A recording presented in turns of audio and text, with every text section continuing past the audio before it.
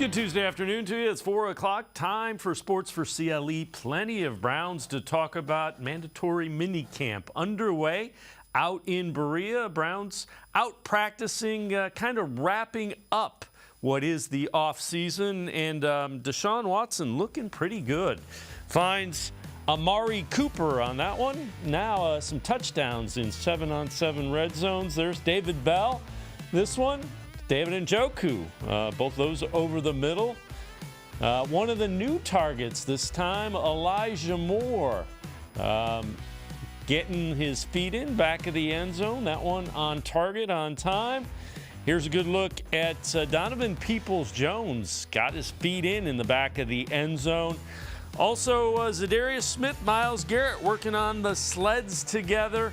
And another good look at Zadarius Smith on that front line of the defense. So Browns mandatory minicamp underway out in Berea, and as you could tell, Deshaun Watson looked really good. He's supposed to in the 7-on-7s. They're not in pads or any of that, but it is still, all the reports, Deshaun Watson looked as good as he has throwing the football, which really isn't that big of a surprise. Amari Cooper talked about just how comfortable he senses Deshaun Watson is this year. He looks in a bit of a better groove.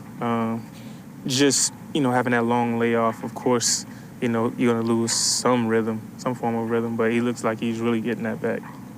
Back to the wide receivers, Amari, like that room, now that you've seen him on the field, just what's your vibe on having Elijah here, Marquise, obviously you, Donovan, David, like just your vibe on that room overall? Yeah, the vibe has been pretty good overall. I mean, even other position groups are seeing it, a lot of plays are being made out there coming from the receiver position, so it looks good so far. I mean, he made a throw today, and right when he released it, I said, great throw. I didn't even know if it was a great throw, but I just felt that it was, and it was right on the money. So it was not to me. No, I wasn't in. But, yeah, he's definitely getting more comfortable, like he said, getting his rhythm back, looking like Deshaun. Amari Cooper, one of the Browns' wide receivers, talking about Deshaun Watson getting more and more comfortable, and you can see it. Some of those new receivers starting to develop some chemistry. Marquise Goodwin, Elijah Moore among them. Kevin Stefanski talked about what the Browns are trying to get done this week as they wrap up minicamp and look forward to training camp. Yeah, I think there's a bunch of things, Tom. I think for us, this whole offseason is about building a foundation, and that's foundational fundamentals, techniques, schemes, relationships, all those things. So in order to get where you want to go in the season, you got to make sure that you spend this offseason not skipping any steps. So this mini camp is really the final step in our off-season program. So every one of these meetings, every one of these periods, every one of these walkthroughs are important to us. Every rep has to count. Kevin, you mentioned the pace earlier. What are those conversations to the players about where it obviously can't be full go, but you still need to see work? Yeah, we constantly talk about it. I'll tell you, it's really hard. It's hard on the guys up front. There will be a time, and it will be in July and August when we have pads on, where you can come off the ball and it looks like football. When you're in helmets and based on the rules where they do not want contact with the helmet or the shoulders, they don't want contact at the point of attack, and that's agreed upon between the PA and the NFL. So we just want to abide by those rules. So it's not perfect. I know it's hard from a mentality standpoint for, again, guys up front, but we can get a lot of work done from an alignment and assignment standpoint in these drills. Yeah, and the other thing is when you're in just helmets, you got to be careful not to knock guys' shoulders with the helmet. There's all kinds of injury concerns. So again, Browns looking good, but still very, very early.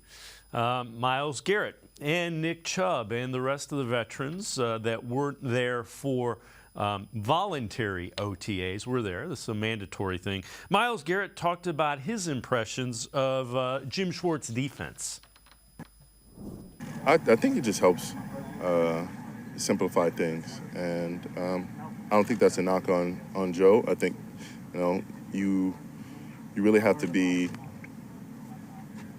intent on knowing your personnel and trying to tune in what their their skill sets and their abilities and capabilities are. And if you put too much on somebody's plate rather than someone else's, that can lead to disruption and really a disconnection between sometimes groups on the field. And I think we saw that early in the season with some of the big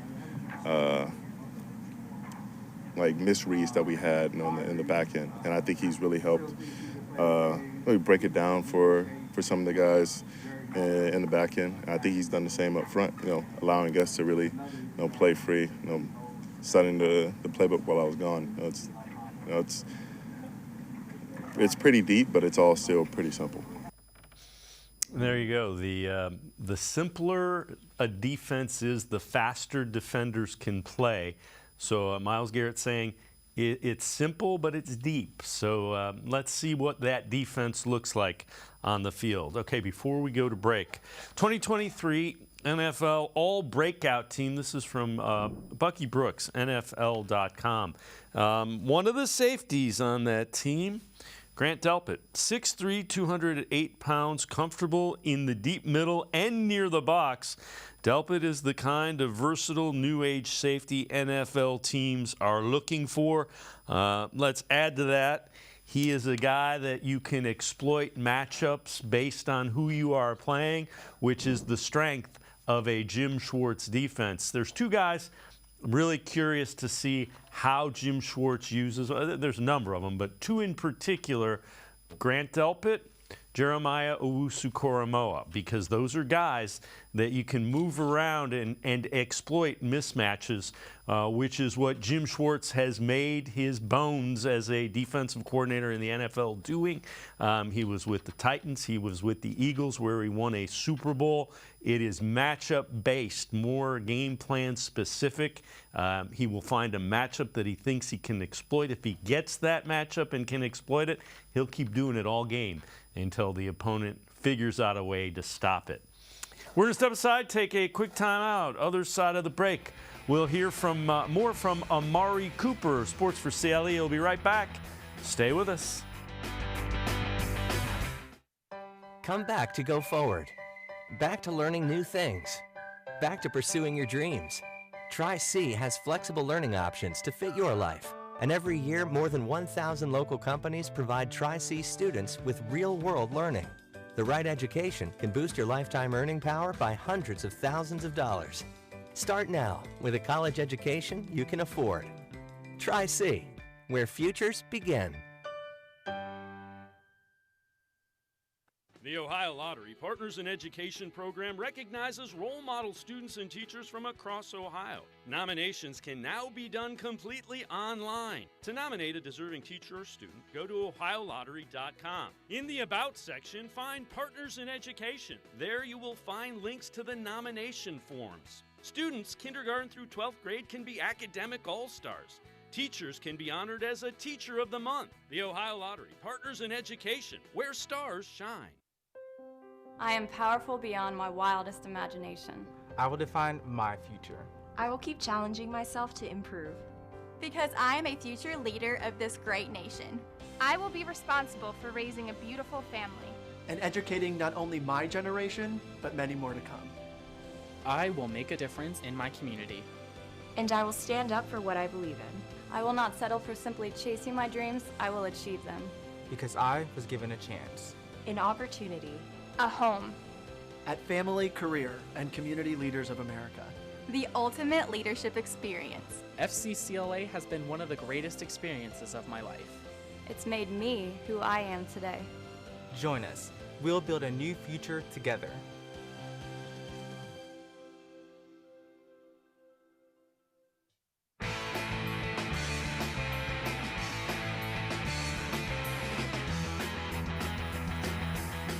We continue talking Browns on Sports4CLE. Browns out undergoing mandatory minicamp for the next couple of days.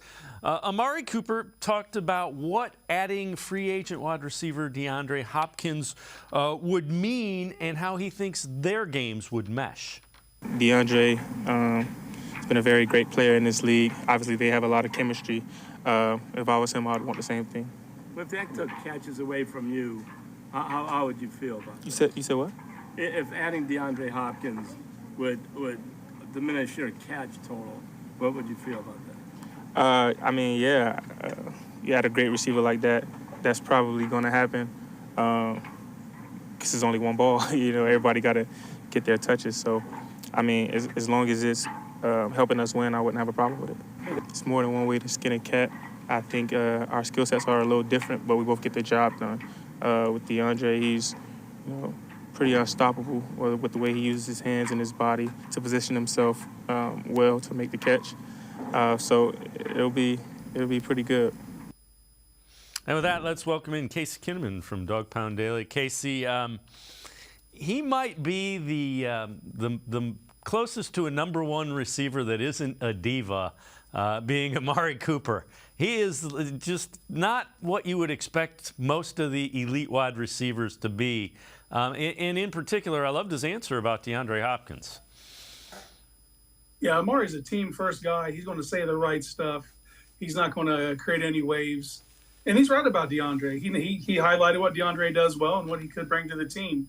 And Amari's been on another team where they tried to move on from him being the number one when the Cowboys went and got CeeDee Lamb. And you saw how he was able to coexist in that situation. So he has experience in this. And, I think he was just speaking it the way he saw it. My read of the DeAndre Hopkins situation is right now he's not getting any traction on the type of contract he wants. We've heard he wants Odell Beckham Jr. money, $15 million a year. My guess is if he doesn't get a contract like that, the Browns are probably one of his preferred destinations because of the quarterback. Oh, no doubt. With the chemistry of him and Deshaun Watson, and just the fact that there's a team interested in him just behooves him right now. It kind of keeps his name and kind of gives him leverage. And he has no incentive to sign anywhere soon. He's already missed the minicamp, the OTAs.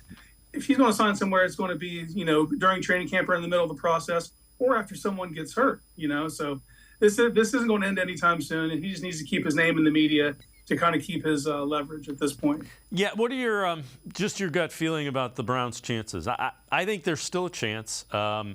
It's going to depend on what kind of money he is willing to settle for. I don't think they're paying him $15 million. I don't think they're probably paying him $10 million. And that's why I don't really have a strong feeling about the Browns landing him, is just because of the price point. If he was willing to take a lower deal, don't get me wrong, there's nothing that's off the table. I don't want to speak definitively whether he's going to be here or not be here. But just given the fact that if he really does want Odell type money, that prices him out of Cleveland automatically. They just have too many big contracts on the books and not enough they can walk away from right now. Now, there's always ways to restructure stuff, and the way we've seen Barry kind of maneuver the cap, he's a sharp guy. He'd figure out a way if it was a necessity. I just think that the team, the way they're looking at it now is, it would be a bonus to get a DeAndre Hopkins, not a necessity the way the wide receiver room's constructed. So I don't think they're going to move heaven and earth to bring him in. Yep, that's kind of my read of that situation as well. This is from Pro Football Focus, data used from 2022. Best pass catchers in different situations. In the red zone, the Browns' David Njoku checks in at number 6. 19 targets, 87 yards, 7 first downs, 4 touchdowns, 63.16 completion percentage. And you see the PFF grade, 76.4. When you look at the slot, top slot receiver from 2022, Amari Cooper. 90.9 receiving grade, 141 snaps, 34 targets, 424 as far as the yardage, 23 first downs, 4 touchdowns. And when you think about Amari Cooper in the slot, that's why people are saying, well, you got Elijah Moore outside, you could put Goodwin outside, you could put Donovan Peoples-Jones out. Heck, if you sign DeAndre Hopkins, you put him outside. People don't realize how effective of a slot receiver Amari Cooper is. He's extremely versatile. I wouldn't even have guessed those numbers just from watching last year. I don't know if it felt like he took 141 snaps in the slot, but obviously he did. And, with Elijah Mitchell, I think that's the big key here is he can move out and he can play that Z. You already have your X. You got Tillman and DPJ out there. There's a lot of interchangeable parts and just ways to be creative. And we're seeing that through camp so far, just with alignments and stuff. So I would expect to see Amari Cooper more in the slot this year. 141 snaps is a decent amount. I could see that, possibly uptick in the 200s. What are your thoughts about Moore? It's a guy I'm anxious to see exactly how Kevin Stefanski uses him. The most exciting addition on this offense by far in my mind. He's because of how explosive he is and how versatile he is, because he can definitely play in that slot. And he's a guy that can catch a little 5-yard pass, make a guy miss it, and take it to the house. He has that kind of a dynamic ability athletically, and that's something this team really didn't have, a complete receiver with that type of athletics. I'm very interested to see how they use him. I like the implementation of running him out of the backfield, using him in motion, kind of having to be that everywhere guy that defenses have to locate when they get on the field. And I don't think the Browns are going to shy away from using him in that manner. Yeah, I think when you think about that, that lets Deshaun Watson identify who's covering him. If he likes the matchup, if Deshaun Watson sees that as 5 yards, you take the 5 yards and you come back and play 2nd and 5 or 3rd and 1.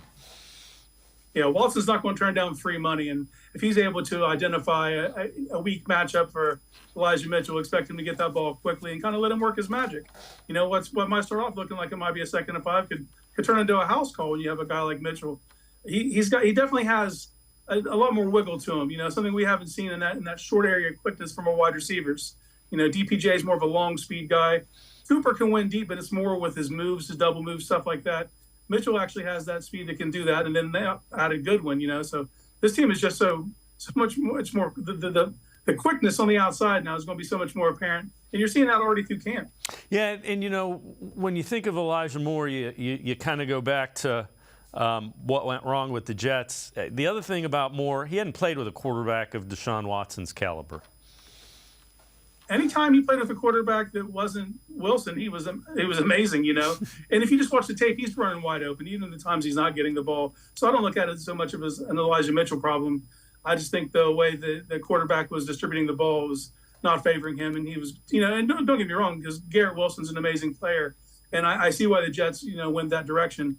But it's also puzzling to me that they were going to reload with Aaron Rodgers and choose to let go of a talent like Elijah Mitchell. So it's something that I'm not going to get it. It's going to be something that goes over my head. To me, a player like that, the fact that he slid to the 2nd round to begin with in his draft is amazing to me. He was a 1st-round talent all day in my book, and it was my favorite receiver coming out.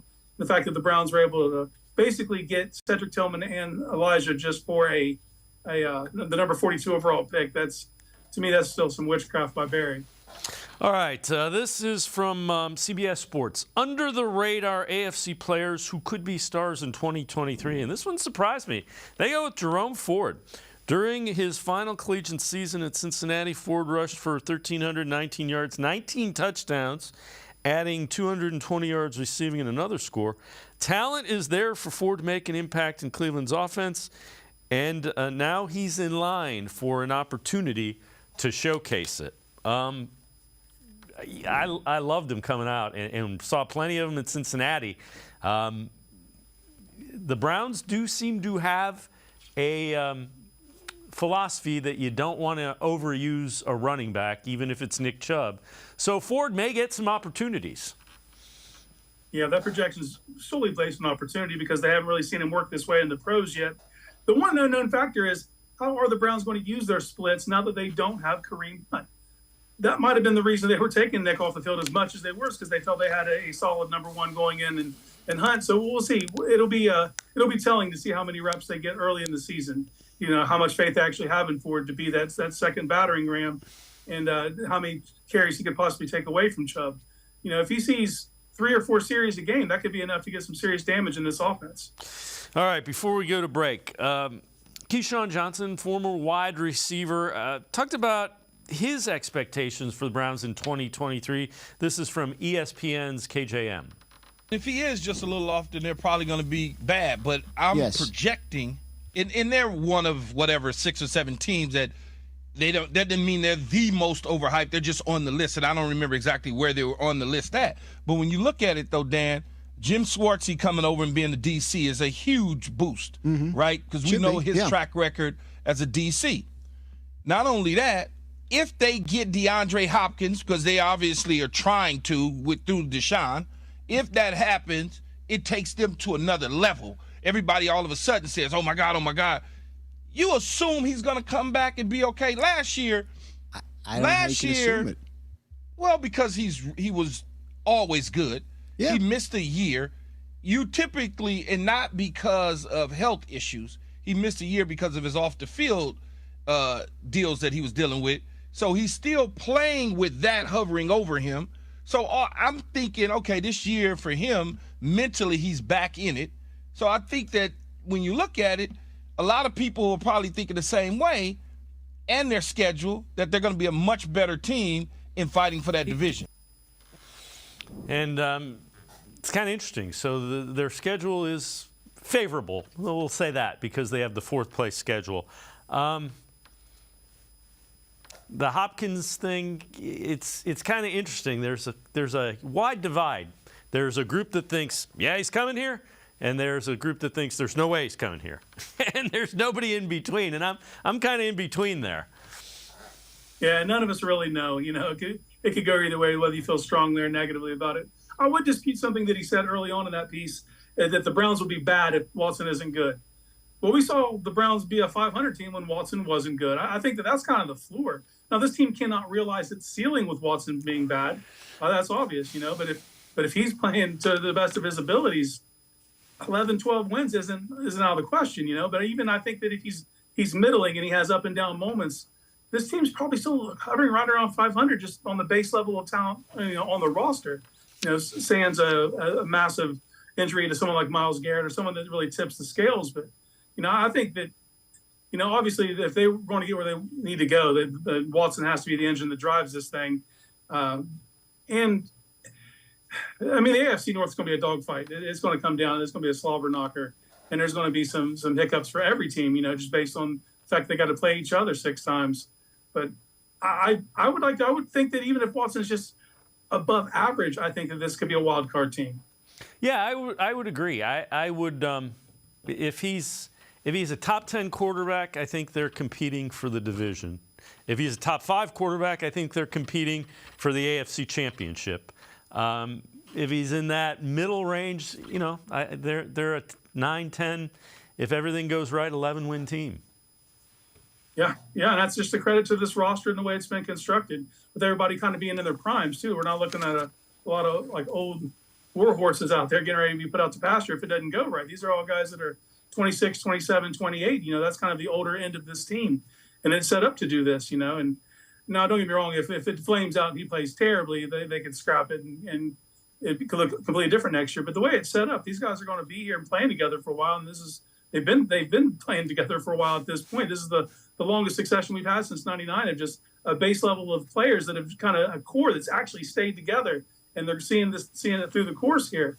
And I would like to touch what he said about Jim Schwartz. I think that also raises the base level of expectations as well it should. You know, I think that anything under 500 is disappointment regardless of how Watson plays.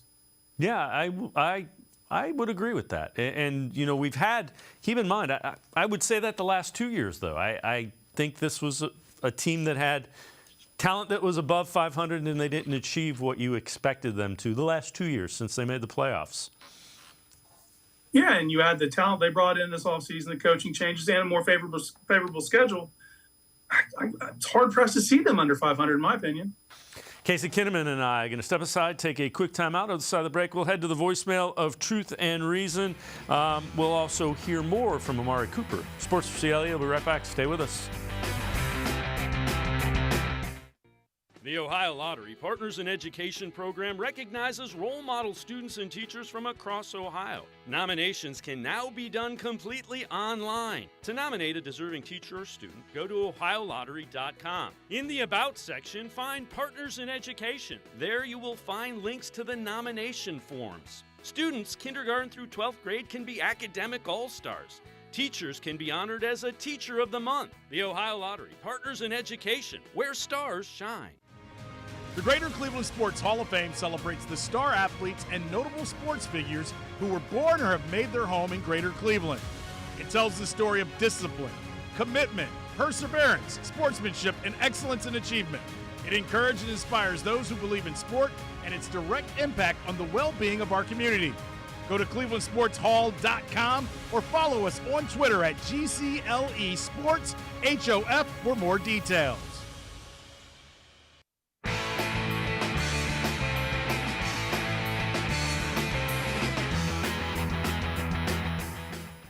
We continue talking Browns with Casey Kinnamon from Dog Pound Daily. Let's head to the voicemail of Truth and Reason. Lifelong Browns fan, 55 years, all while living in Buffalo, New York. I was just watching the YouTube video on Jed Wills and Bill Callahan. I've seen them loafing out there. I've seen them quit on plays, and it's not just an isolated incident. And so my question is, what is the problem with some of the linemen talking to him, the coach talking to him, anybody else talking to him to look into this and correct it, do something, move him to right tackle? I don't know, but a player shouldn't be able to dictate how he plays. So I would imagine he's been talked to, and he just ignores it, which that's a problem, in my opinion. Thank you, guys. As always, appreciate all of the voicemails. So, Casey, just to bring you up to speed, someone said if we credit Bill Callahan with Teller and Posick and other guys, should it be a knock against him that Jed Wills hasn't figured it out? Again, I get people's frustrations because social media age, they're all over the place where there are plays that aren't happening. Having said that, there's some talent there.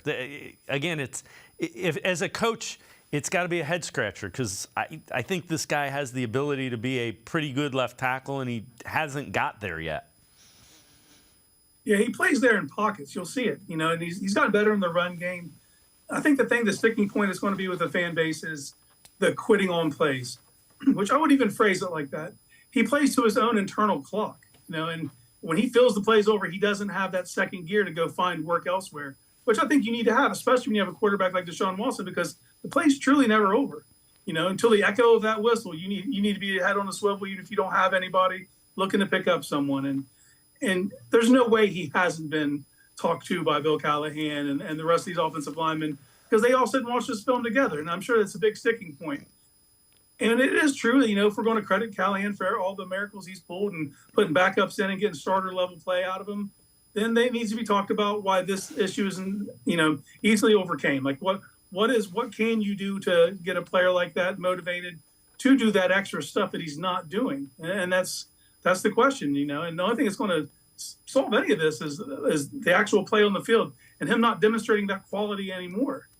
And the first time he does, it's just going to feel compounded. Even if he goes 6 games and then all of a sudden it pops up again, because there was so much of that in his past, it's going to be looked at as this giant continuation of him not finishing plays.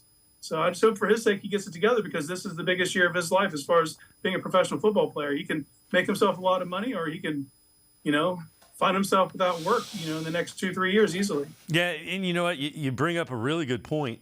It's going to be more important than ever that you continue to block because of the guy you have at quarterback and what you have invested in him.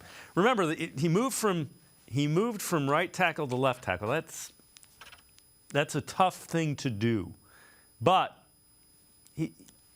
he's got to be a little bit better, I think, than he has been. And he's been average. I think he has better than average left tackle talent. We haven't seen that consistently.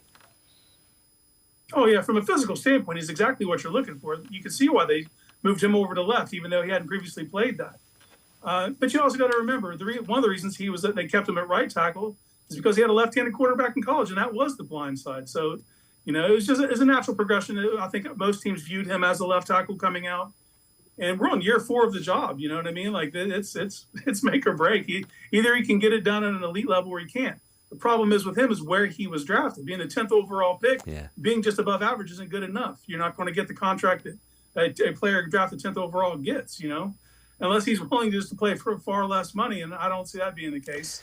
Well, you add that to the fact that the guy you replaced is a first ballot Hall of Famer who has been there, for 10, 11 years before you. So, again, play better. None of the other stuff matters. Just go out and play better. PFF ranking the centers, and they rank Ethan Posick 7th. So Posick moving to center 2020, his PFF grade has increased each season, including career high 78.9 last season. Part of that improvement might have come from playing in the middle of two really good guards in Joel Bitonio and Wyatt Teller. That's fair, but I also think Posick did some things that you don't see a lot of centers aren't able to do. Like a pulling center doesn't happen very often on run plays, and you saw that last year. Oh, when you factor in his size too, that's a 6'5" center. You don't see that, and his movement skills were excellent. It fit this offense like a glove, and none of us saw this coming. It wasn't like we were like, oh man, thank God they got Pochitz in the offseason. It was just the most pleasant of surprises, and the fact that he is playing between Wyatt Teller and Joel Bitonio, that's probably the fabled catbird seat for centers. No other team in the league has two top 10 guards, and to be able to step in between them. But it's beyond that, like you said, it's the movement skills. It's the fact he's able to do what he's able to do at his size, and it just fits what this offense does. And I think 7th's fair. I think he played much better than the 7th best center in the league last year. But it wasn't like he was lighting the world on fire prior to that. So, another season like he had just now, though, and he's going to start getting respect. Yeah, and you know what? The biggest thing, think of the couple of games that he missed and how the run game suffered last year. That's what will tell you, what's different about the run game? Ethan Posick wasn't in there. That was what was different. Oh, and the quarterback sneak game became non-existent. Before that, it was like an automatic thing. We all knew it was coming, and nobody could stop it after he was out. And I'm not trying to, throw hold. Like they had some decent players in there, but he was actually just it's fair to say, 4 of the 5 starters, were Pro Bowl caliber linemen last year, not really last year with Conklin, but he's shown that in his past as well. Just the quality of the offensive line is, and you're paying for it. You're paying, top 3 in the league, and they have to play like it, or you can't continue to invest in the line the way they have been doing. But you can tell by the money they gave Pochitz this offseason, they were very encouraged what he could do with this unit. All right, Amari Cooper talked about adding the speed of Marquise Goodwin and Elijah Moore to this wide receiver room and what it means to him out on the field. It's going to do a lot. I'm already seeing it. First of all, Deshaun loves throwing the vertical passes downfield. So I know he's going to throw them. And Goodwin, he isn't just fast, but he's a football player. He knows how to track the ball. He knows how to run those deep balls. So I think it's going to be phenomenal for us, for sure. I know you guys are going to be throwing the ball more with Watson the full season, but how many actual new plays are there? Do you see a lot of new plays that you're running? Yeah, of course. You got to be able to come up with new plays and new concepts. It's a copycat league. I mean, stuff that was working in the league 10 years ago, teams catch on really fast, so you always have to be able to adapt. So, of course, we've been adding new plays. How about Elijah? What's he bringing to the table? What does he add to the core? Yeah, he's adding a lot. He's another threat, another guy who can get open, create space, and make it easy for Deshaun. So that's what I'm saying. Like, we got a lot of threats in the receiver room now.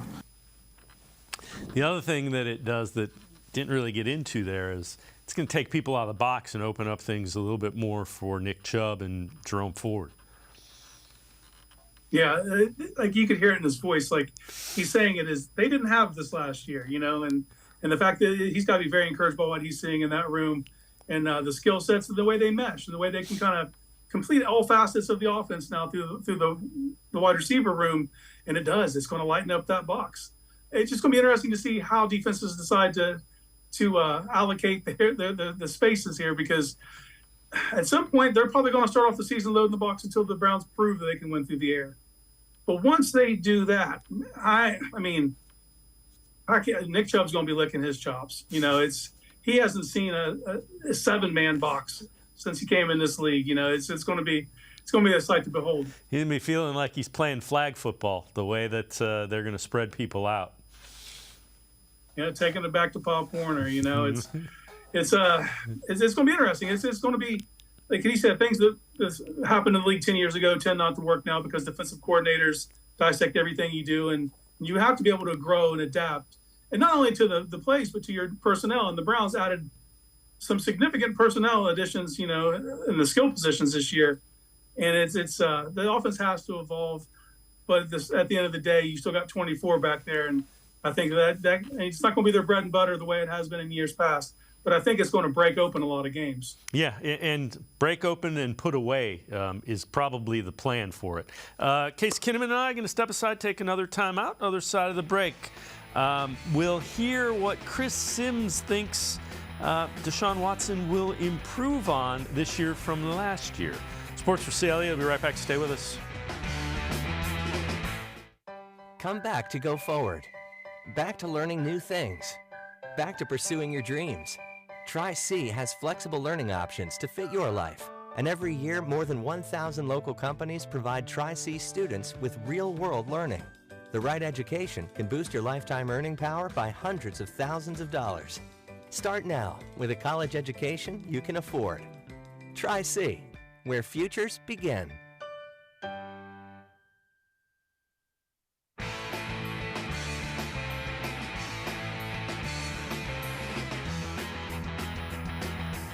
We continue talking Browns with Casey Kinnamon from Dog Pound Daily. Deshaun Watson looking good in mandatory minicamp today. Chris Sims, former NFL quarterback, ranked Watson 9th in his quarterback rankings for the NFL. He talked about the areas he thinks Watson will improve in this year. This is from the NFL on NBC. Chris Sims unbuttoned. You got to have somewhat of a plan, like, hey, if the shit hits the fan, I can do this on this play, right?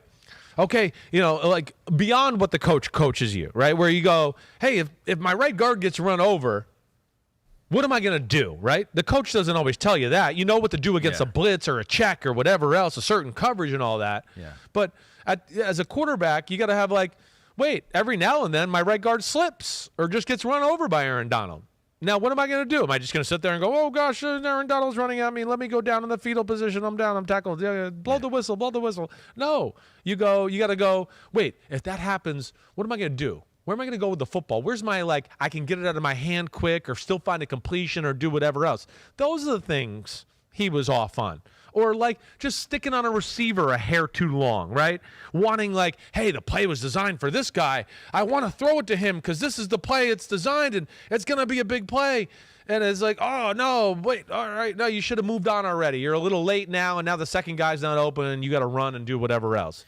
But those are things that I'm betting on. One, I know he can do. I've seen it before. Two, I know he's a hard worker and all of that. And then three, he is a superstar talent, and I'm betting that we're going to see that once again. And again, Casey, he ranked him 9th, and if he's a top 10, they're a legitimate playoff team. And the thing that I think is playing quarterback, things go about 90 miles an hour, and that's kind of what he's saying.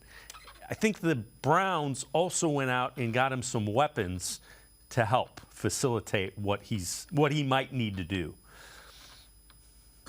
Yeah, the first thing I saw return to Watson was the escapability that he showed. He still has that. He has that natural instinct to make a guy miss and keep things alive. The wide receivers and him just weren't on the same page on those plays where he's, running out of the pocket and trying to make something happen. I think that's what they need to do to take this to the next level, because there's stuff that's on schedule and it's there. We'll take it. But Sims is right. Things don't always go according to plan. Sometimes you got to make things happen, and he's a guy that can do that. But the receivers need to be on the same page in order to take advantage of those situations, because those are some of the biggest plays and game swinging plays can happen, in moments where you're ad-libbing, and Watson, he showed his escapability, but it's his ability to keep it alive with his legs and then hurt you with his arm. Yeah, and those were things that were elite when he was an all-pro quarterback. So we'll see if they come back again. This team's going to be really, really tough to handle. All right, Mike Clay, updated unit grades, and these are kind of interesting. So the Browns, the offense is ranked 8th.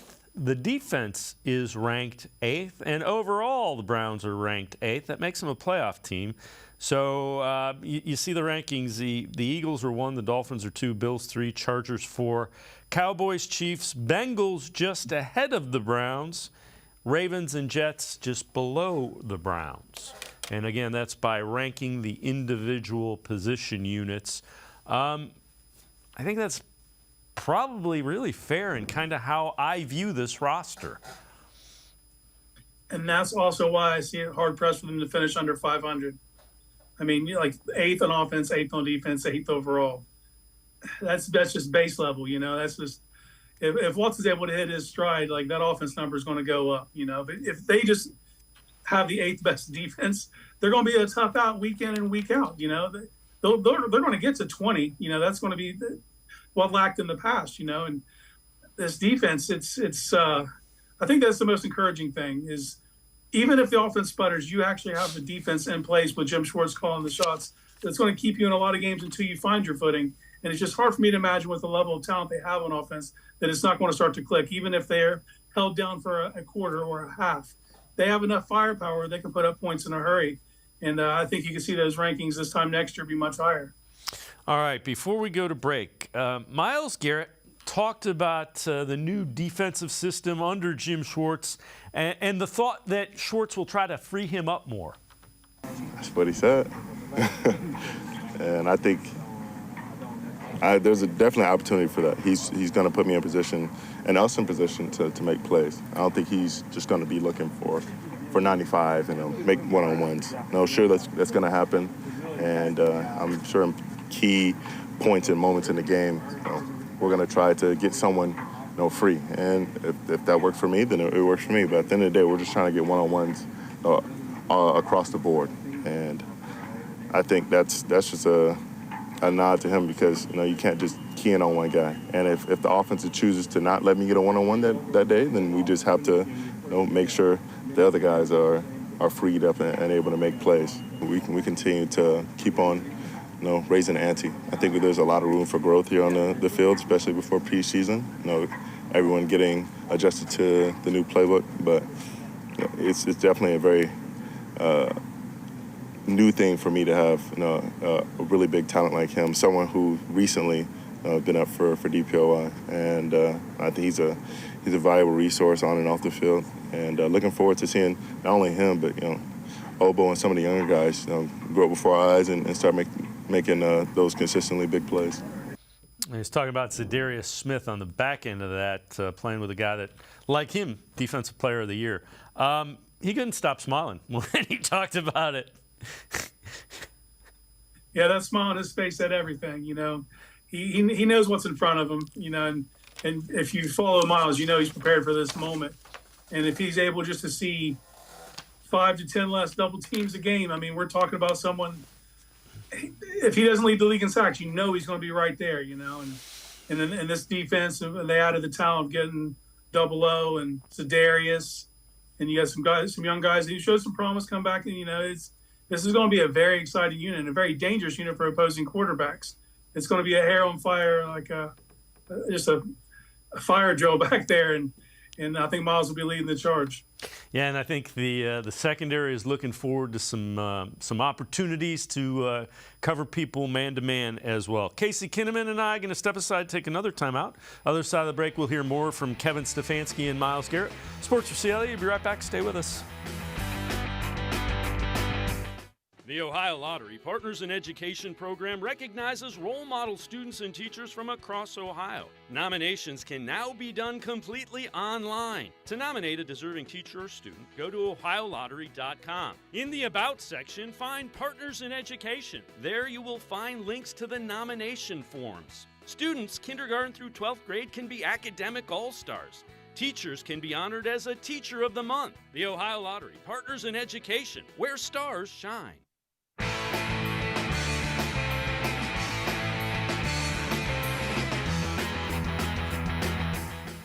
We continue talking Browns with Casey Kinnamon from Dog Pound Daily. Browns going through mandatory minicamp out in Berea for the next couple of days. Kevin Stefanski talked about Cedric Tillman, Donovan Peoples-Jones, and Amari Cooper, who's coming back from a core muscle injury.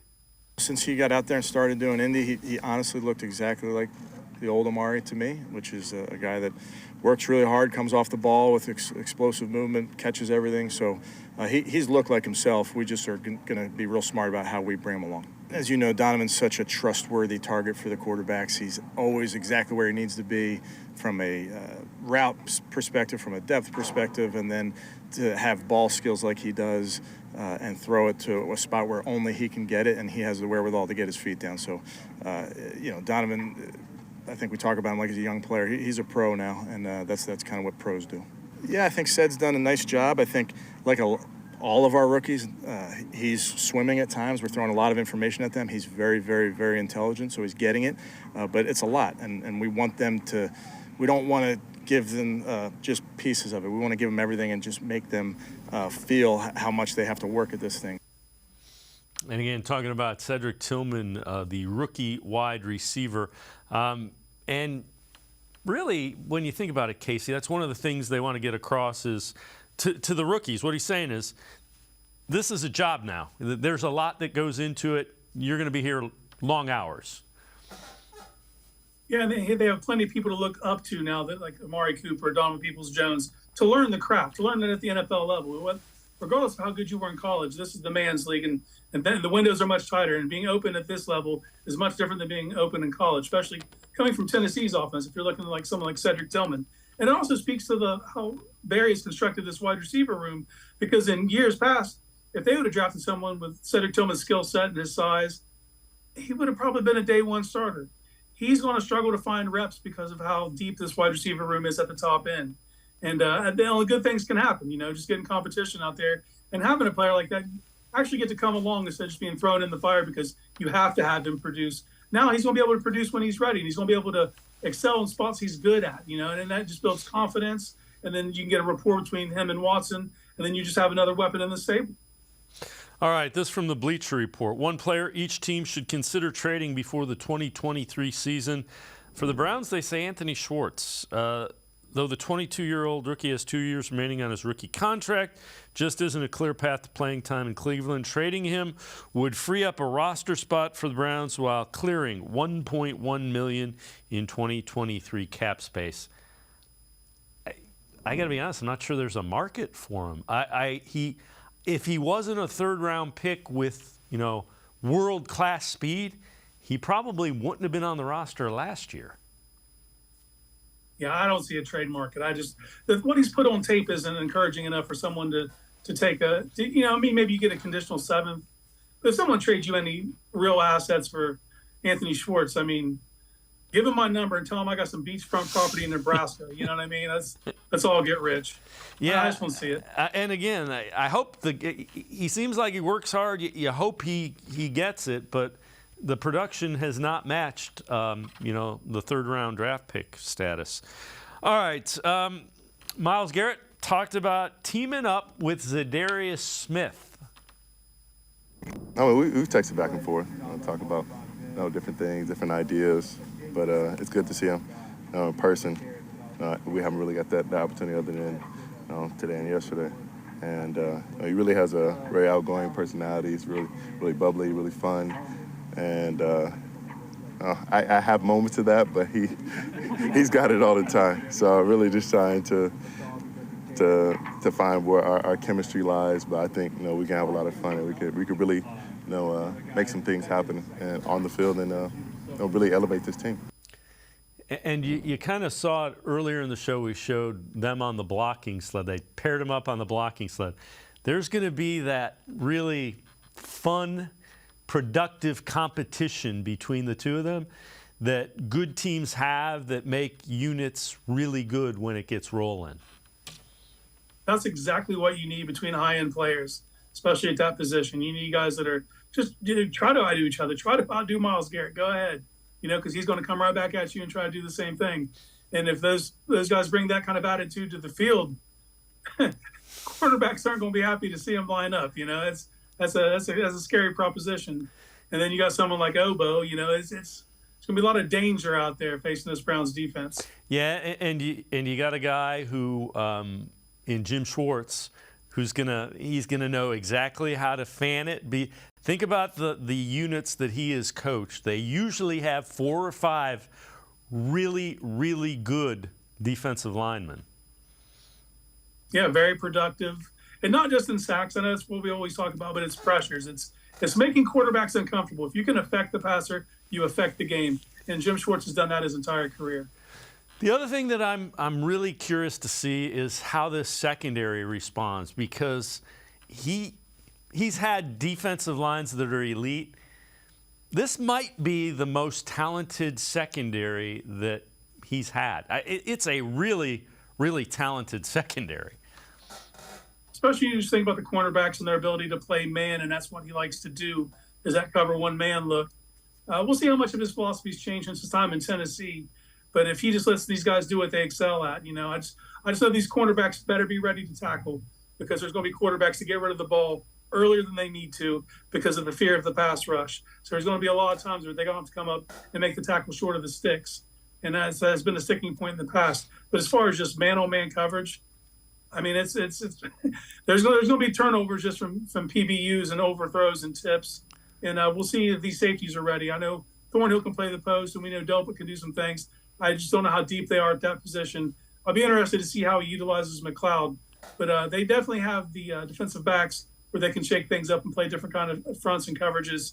And kind of the marriage, I think that was always off in the past with Woods, was it wasn't a perfect marriage between what he was asking the back end to do and the front. You're not going to have that problem with Schwartz. Yeah, the other thing is Schwartz mentioned that they're probably going to play a lot of three safeties because they have three starting quality safeties. Yeah, it does scare me, though, that what's the depth behind those three? And I think that's something that needs to be addressed. D'Anthony Bell is a guy who could take a step, but I wouldn't be, there's a couple of UDFAs that can make this roster just because that room isn't the deepest. At the top, they definitely have three playable assets, and keeping them on the field at the same time could be hard if one of them goes down. You might have to see them change their coverages up a little bit, but they have the guys that can do that. Casey Kinnamon and I are going to step aside, take one more timeout. Other side of the break, we'll hear more from Myles Garrett. Also, Dan Graziano, national NFL reporter, about his expectations for the Browns in 2023. Sports4CLE, be right back. Stay with us. Come back to go forward. Back to learning new things. Back to pursuing your dreams. Tri-C has flexible learning options to fit your life. And every year, more than 1,000 local companies provide Tri-C students with real-world learning. The right education can boost your lifetime earning power by hundreds of thousands of dollars. Start now with a college education you can afford. Tri-C, where futures begin.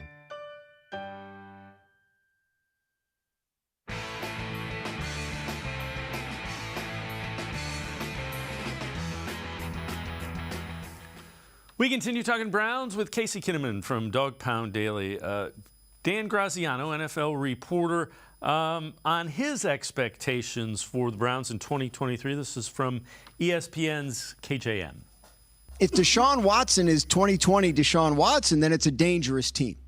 But I don't know that we can assume that's going to happen. I mean, we can believe it's going to happen, and certainly the Browns do, but it's been a couple of years. He didn't play at all in 21, and we all know what happened last year. So I have to see it before I buy it. I think, Jim Schwartz as the defensive coordinator, that's not nothing. I think that's important. I think, that side of the ball should be better. It was a disappointment last year, and they went out and tried to fix it. But, yeah, I think so much rides on the quarterback, and it's just such an unknown at this point. It's just been so long since we've seen him perform at a high level. We know it's inside of him. We know he can do it.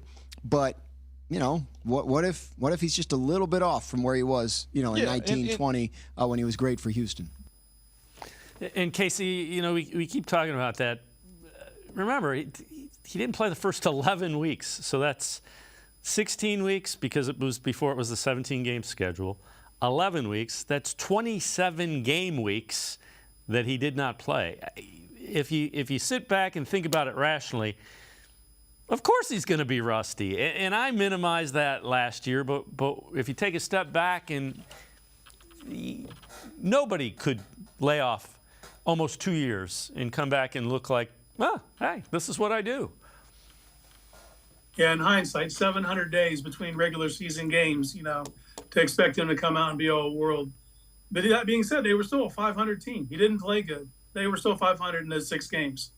To me, he's right, though. If this team's going to be dangerous, it's going to be because of Watson. He's what brings that danger element, and I get everyone who says I have to see it first. Yeah, I'm with you, But for me, I just keep looking back at are we going to believe those 6 games are who he is, or are we going to go back to the first 50 games of his career? I think that larger sample size tells the story, and you're seeing what he's doing so far in camp, and it looks on rhythm, and he looks like he's playing confidently. And I think that's what it all boils down to for him is being out there and being confident your assignment. And I do think that they're going to change a few things up that they haven't done in the past. I think he's probably going to be the one calling protections. And in the past, the center's always handled that. But I think it helps get him mentally in the game. And if you're Stefanski, that's the 5 most important things. Watson has to be completely just steeped in what's going on. If that's what it takes for him to get mentally checked in, let him make the calls, because if he doesn't get this thing going, then it's not going to get to where they need it to. Well, and that was one of the things he was really good at, his recognition and his processing of what a defense is doing. It was, when he's on, it's as good as there is. He's also the guy, he's not past his prime. He should be in the prime of his career. So that's another reason, just like we were minimizing the 700 days off, I think the people that are detracting from him are minimizing.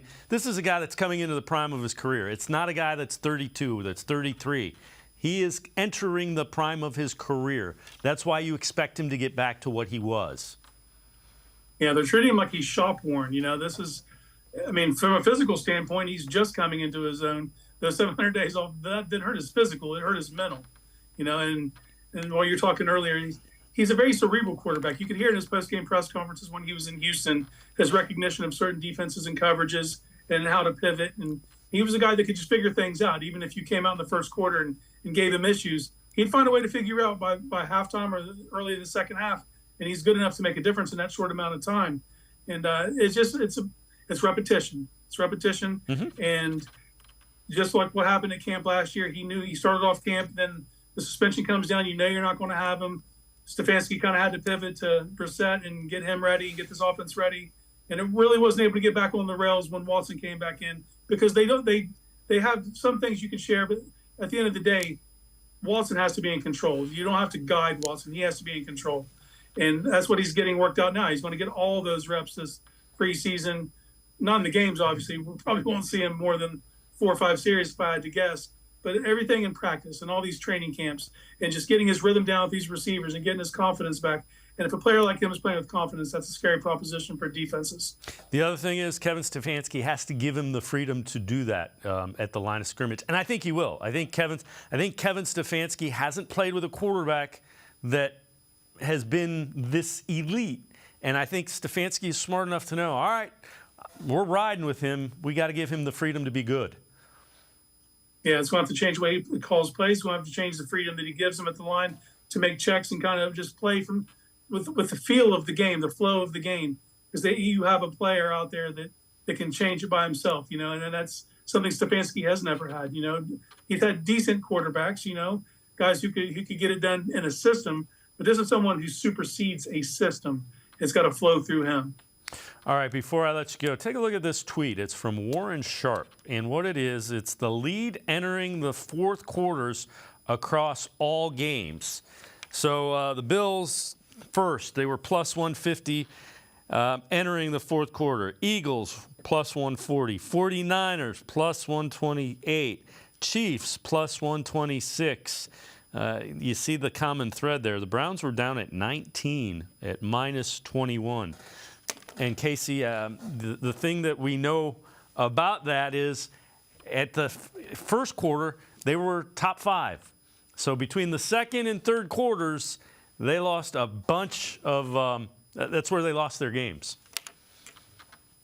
Yeah, they were able to do those opening drives and make it look like, those scripted drives, things were just coming too easy, and then you get those long, dry spells, and that's what this team suffered a lot last year. And that has to be an emphasis. Obviously, it's important to get off to a good start. But for me, it's those middle 8 minutes, those last 4 minutes of the second quarter and the first drive of the third quarter. Like, that's where you can really separate from teams, and the Browns just failed to do so on a week-in, week-out basis. And that's going to be a key. As you look at Deshaun Watson and Kevin Stefanski, they're going to have to improve in that time frame. Yeah, it's about seizing opportunity and giving yourself. That's how you get wiggle room. You have to create it for yourself, and it doesn't fall in your lap. And that's something that the Browns struggled with, and that's something that has to be an emphasis this year. Casey Kinnamon, Dog Pound Daily, as always, great stuff. Appreciate the time and the insight. Thanks very much, Casey. Hey, anytime. Thanks for having me. Casey Kinnamon, make sure you check him out. Really good stuff. Dog Pound Daily. That's going to do it for this edition of Sports for CLE. We'll see you back here tomorrow at 4 o'clock. Have a great night, everybody. See you tomorrow at 4 on Sports for CLE.